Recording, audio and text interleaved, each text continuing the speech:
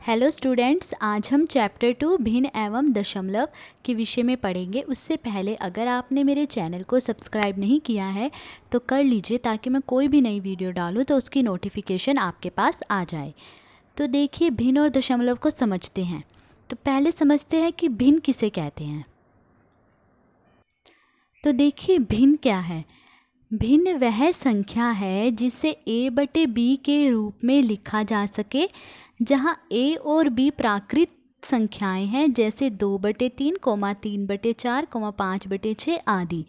तो भिन्न वह संख्या है जिसे a/b के रूप में लिखा जा सके, और a और b क्या होनी चाहिए? प्राकृत संख्याएं। प्राकृत संख्याएं कौन सी होती हैं? 1, 2, 3, 4, 5, 6, ये जो हमारे प्लस की संख्याएं होती हैं, ये सारी क्या होती हैं? प्राकृत संख्याएं। और कहाँ से शुरू होती हैं? 1 से शुरू होती हैं, और आगे मतलब 4, 5, 6, 7, 8, 9, 10, 11, 12, ये सब क्या होती हैं? प्राकृत संख्याएं कहलाती हैं। तो भिन्न वह हो गई वह संख्या है जिसे a/b के रूप में लिखा जा रहा है, जैसे 2/3। ठीक है, इसे हमने किस रूप में लिखा है? a/b के रूप में लिखा है। a क्या हो गया? 2, और 3, b क्या हो गया? 3। तो a/b के रूप में लिखा है, और a और b क्या है? प्राकृत संख्याएं। अब देखिए, 2 भी प्राकृत संख्या और 3 भी प्राकृत संख्या है, तो ये क्या कहलाएंगी? भिन्न। ऐसे ही 3/4 और 5/6 भी कहलाएंगी। ठीक है, मान लीजिए आपके पास जो है -3/5 है। ठीक है, -3/5। अब देखिए, ये a/b के रूप में तो लिखी गई हैं। ठीक है, पर क्या ये प्राकृत संख्याएं हैं? देखिए, ये तो प्राकृत संख्या है, पर ये जो है प्राकृत संख्या नहीं है, तो इसलिए हम इसे जो है भिन्न नहीं कहेंगे। ये जो है भिन्न नहीं होगी। ठीक है, क्योंकि भिन्न में क्या है? 1/b के रूप में तो लिखी जा रही है, और जो a और b है वो प्राकृत संख्याएं होनी जरूरी हैं। ऐसे ही दूसरा एग्जाम्पल ले लीजिए, जैसे 0/6 है।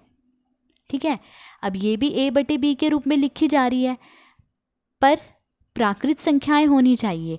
6 तो प्राकृत संख्या है, पर क्या 0 प्राकृत संख्या है? नहीं, 0 जो है प्राकृत संख्या नहीं है, क्योंकि प्राकृत संख्याएं जो है वो 1 से शुरू हो रही है, तो ये भी जो है भिन्न नहीं कहलाएगी। तो भिन्न वही संख्याएं कहलाएंगी जो a/b के रूप में लिखी जाए, और a और b क्या हो? प्राकृत संख्याएं हो। दूसरे शब्दों में आप भिन्न को जो है एक उदाहरण से समझिए। ठीक है, मैं एक उदाहरण देती हूँ, आप उससे समझिए। मान लीजिए हमारे पास एक सेब है। ठीक है, और हमने उसको जो है 4 बराबर भागों में बांट दिया। कितने भागों में बांट दिया? 4 बराबर भागों में बांटा। 1, 2, 3, 4। ठीक है, 4 बराबर भागों में जो है हमने उस सेब को बांट दिया। ठीक है, उन 4 टुकड़ों में से आपने जो है 3 टुकड़े खा लिए। ठीक है, उन 4 टुकड़ों में से क्या करा? आपने जो है 3 टुकड़े खा लिए। तो अब अगर मैं आपसे पूछूं कि आपने सेब का कितना भाग खाया, उसे भिन्न के रूप में व्यक्त कीजिए। आपने मुझे जो है भिन्न के रूप में ये बताना है कि आपने सेब का कितना भाग खाया, तो आप उसे कैसे व्यक्त करेंगे? आप उसे व्यक्त करेंगे 3/4 के रूप में। ठीक है, ये 3 क्या हो गया? जितने आपने टुकड़े खाए। ठीक है, और ये 4 जितने सेब के कुल टुकड़े थे। तो ये जो है हमने भिन्न के रूप में व्यक्त कर दिया। तो जितना भाग आपने खाया था वो तो ऊपर आ गया, और जितने कुल टुकड़े थे वो नीचे आ गए। तो ये किसके रूप में व्यक्त किया? हमने इसको भिन्न के रूप में व्यक्त किया। आप इस तरह से भी कह सकते हैं भिन्न को। ठीक है, अब देखिए भिन्न के प्रकार।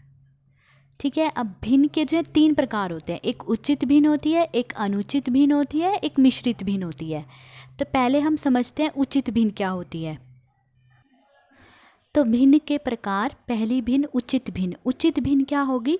यदि किसी भिन्न में अंश छोटा और हर बड़ा हो तो उसे उचित भिन्न कहते हैं, जैसे 5/11।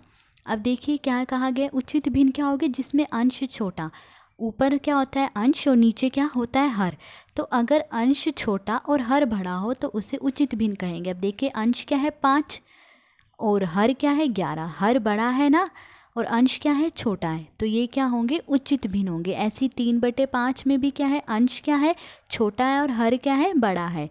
तो ये सब क्या है? उचित भिन्न के उदाहरण हैं। तो उचित भिन्न क्या हो गई? जिसमें अंश जो है छोटा हो और हर बड़ा हो। तो ये थी उचित भिन्न। अब दूसरी भिन्न कौन सी है? अनुचित भिन्न।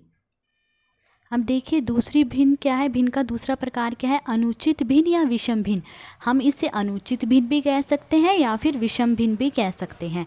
तो अनुचित भिन्न क्या है, यदि किसी भिन्न में अंश बड़ा और हर छोटा हो तो उसे अनुचित भिन्न या विषम भिन्न कहते हैं। तो जिस भिन्न में अंश बड़ा और हर जो है छोटा हो, जैसे कि 3/2 है, इसमें अंश क्या है, बड़ा है और हर छोटा है, तो उसे हम क्या कहेंगे, अनुचित भिन्न या विषम भिन्न कहेंगे। जैसे अब अगला क्या है 5/4, इसमें भी देखिए क्या है, अंश बड़ा है और हर क्या है, छोटा है, तो ये भी क्या हो जाएगी, अनुचित भिन्न या विषम भिन्न। 7/3 में भी देखिए अंश क्या है, बड़ा है और हर क्या है, छोटा है, तो ये क्या कहलाएगी, अनुचित भिन्न या विषम भिन्न। तो ये थी अनुचित भिन्न। अब थर्ड पार्ट देखते हैं इसका, थर्ड प्रकार क्या है। देखिए थर्ड प्रकार क्या है इसका, मिश्रित भिन्न। अब मिश्रित भिन्न क्या होती है, जब विषम भिन्न को एक पूर्ण और एक भाग के रूप में लिखा जाता है तो उसे मिश्रित भिन्न कहते हैं।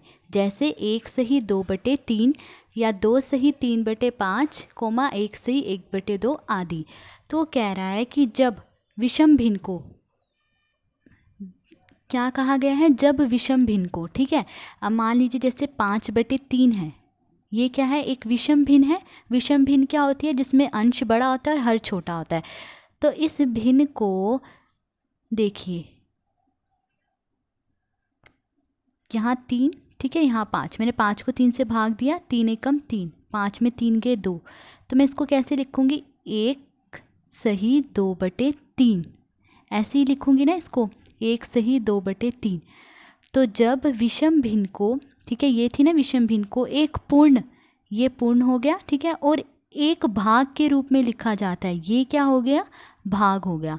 तो जब विषम भिन्न को एक पूर्ण और भाग के रूप में लिखा जाता है तो उसे जो है मिश्रित भिन्न कहते हैं। ऐसे ही क्या है, 2/3/5 है, ठीक है। देखिए 13 को मैं 5 से भाग दे देती हूँ, 5 दूनी 10, 3, तो इसे कैसे लिखेंगे, 2/3/5। तो ये तो एक पूर्ण हो गया, ठीक है, और ये क्या हो गया, एक भाग हो गया। और यहाँ विषम भिन्न क्या थी, 13/5, अंश क्या था, बड़ा था और हर छोटा था। तो विषम भिन्न को जब एक पूर्ण और भाग के रूप में लिखा जाए तो उसे क्या कहा जाता है, मिश्रित भिन्न। तो ये जो है क्या हो गई, मिश्रित भिन्न कहलाएंगी। 1/2/3, 2/3/5 और 1/1/2, ये क्या है, मिश्रित भिन्न है। तो हमने भिन्नों के बारे में समझ लिया कि भिन्न क्या होती हैं, भिन्न के प्रकार कौन कौन से हैं। अब हम दशमलव समझ लेते हैं कि हम दशमलव का निरूपण कैसे करते हैं, दशमलव को कैसे दर्शाते हैं। तो अब देखिए दशमलव का निरूपण हम कैसे करेंगे। हमें पता है कि 100 पैसे जो है बराबर होता है किसके, 1 रुपये के, ठीक है, 1 रुपया के बराबर होता है 100 पैसे जो है 1 रुपया के बराबर होता है। तो 1 पैसा क्या होगा, बराबर होगा 1/100 रुपये, ठीक है, 1/100 रुपये। तो अब इसको मैं अगर दशमलव के रूप में लिखूं तो 1 पैसा बराबर 1/100 रुपये, ठीक है। तो 1/100 रुपये है, इसे मैं दशमलव में निरूपित करती हूँ। मतलब इसमें दशमलव में कैसे दर्शाऊंगी, देखिए बटे में कितनी जीरो है, 2, तो मैं ऊपर जो है 2 अंकों के बाद जो है दशमलव लगा दूंगी। अब देखिए ऊपर क्या है, 1 है, तो यहाँ तो एक ही अंक है, तो मैं इसको 2 अंक कैसे बनाऊंगी, मैं यहाँ 0 लिख लेती हूँ, ठीक है। तो 2 अंकों के बाद जितनी जीरो है, नीचे कितनी है, 2 जीरो, तो 2 अंकों के बाद जो है दशमलव लगा लीजिए, 0.01 रुपये। तो ये जो 0.01 है ये क्या करता है, दशमलव को दर्शाता है। तो ये क्या कर रहा है, दशमलव को दर्शा रहा है। ऐसे ही एक और एग्जाम्पल देखिए, हमें पता है 1000 मीटर बराबर होता है कितना, 1 किलोमीटर, ठीक है। 1000 मीटर 1 किलोमीटर के बराबर होता है। तो 1 मीटर किसके बराबर होगा, 1/1000 किलोमीटर के। अब इसको भी मैं दशमलव में निरूपित करूं, मतलब दशमलव में दर्शाऊं तो कैसे दर्शाऊंगी। नीचे कितनी जीरो हैं, 3 जीरो हैं, तो ऊपर जो है मैं 3 अंकों के बाद जो है दशमलव लगा दूंगी। अब ऊपर देखिए एक ही अंक है, ठीक है, तो मैं क्या करूँगी, 1 2 जीरो लिख दी मैंने, ये 3 अंक बन गए। और दाईं ओर से दशमलव लगाना है, ये ध्यान रखना, दाईं ओर से दशमलव लगाना है। तो नीचे कितनी जीरो है, 3, तो 3 अंकों के बाद दशमलव, 1 2 3, 0.001, तो 0.001 किलोमीटर जो है ये क्या कर रहा है, दशमलव को दर्शा रहा है। तो ये हमने दशमलव भी सीख लिया कि दशमलव कैसे लगाते हैं। तो आज जो है इस वीडियो में हमने भिन्न और दशमलव के बारे में समझा। अगर आपको वीडियो अच्छी लगी हो तो please like, share and subscribe. Thank you.